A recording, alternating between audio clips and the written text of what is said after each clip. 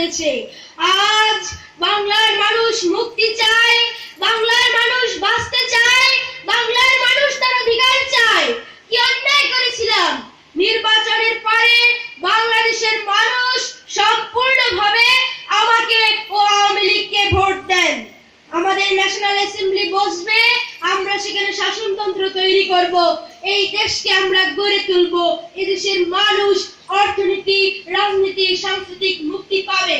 কিন্তু দুঃখের বিষয়, আজ দুঃখের সঙ্গে বলতে হয় 23 বছরের করুণ ইতিহাস, বাংলার অত্যাচারের, বাংলার মানুষের রক্তের ইতিহাস, বাংলার ইতিহাস, এদেশের মানুষের রক্ত দিয়ে রাজপথ রঞ্জিত করার ইতিহাস।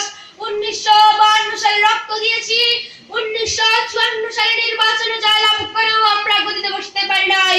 1958 সালে আইয়ুব খান মার্শাল ল জারি করে 10 বছর পর্যন্ত আমাদের গোলাম করে রেখেছেন।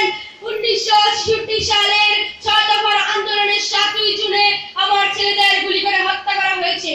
1969 সালে আইয়ুব খানের পতন হওয়ার পরে যখন ইয়াহিয়া খান সাহেব সরকার নিলেন, তিনি বললেন দেশের শাসনতন্ত্র দেবেন, গণতন্ত্র দেবেন, আমরা মেনে নিলাম। তারপর অনেক ইতিহাস হয়ে গেল।